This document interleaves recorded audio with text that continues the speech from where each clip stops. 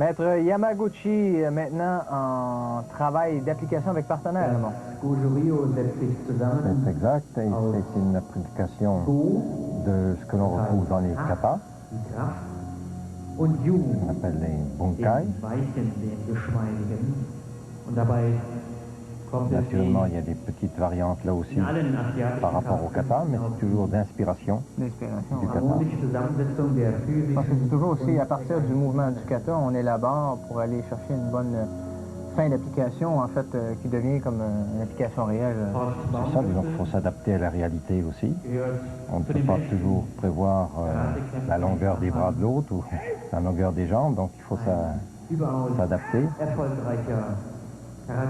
Alors on voit un élève seul qui démontre une partie de kata, et après ça, maître Yamaguchi qui démontre l'application. C'est ça, donc ça sera la partie bunkai.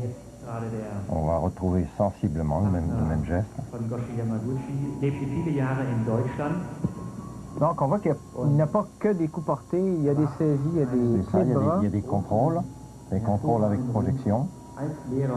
C'est très complet, donc ça dénote bien les techniques d'origine qui malheureusement sont de moins en moins pratiquées. C'est dommage. Mais c'est l'application moderne du sport comme tel, alors qu'à cette époque-là, c'était quand même tout un art. Alors on parle de kata dans les Goju-Ryu, il y en a quand même une bonne douzaine dans cette méthode de karaté-là, et sensiblement on en voit quelques-uns en application. Ce serait lesquels?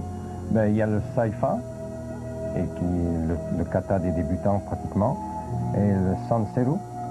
Sanseru qui est également un kata pour les débutants. Et puis il y a le Kururu Menfa. Lui, il commence déjà à être un peu plus élaboré.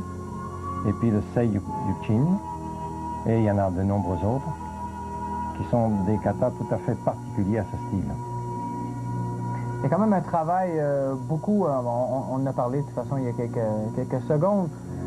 Il y a des saisies, il y a des projections. On remarque qu'il y a quand même un travail d'énergie interne qui est quand même là présent dans le travail de Yamaguchi.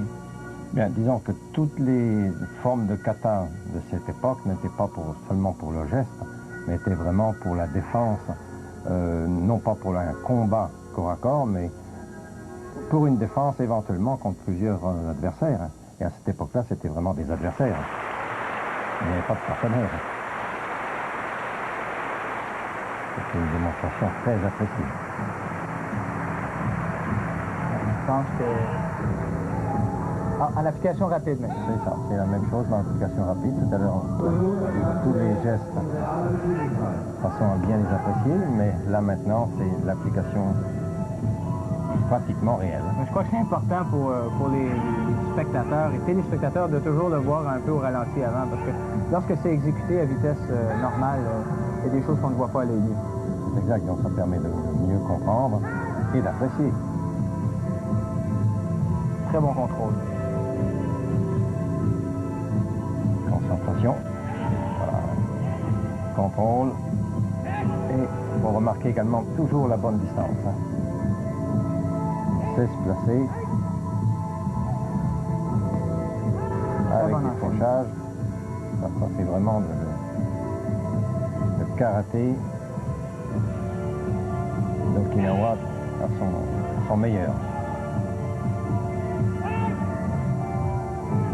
Le père de Yamaguchi jouissait d'une très grosse réputation mondialement, même s'il a vraiment pas beaucoup sorti du Japon, lui, à l'époque.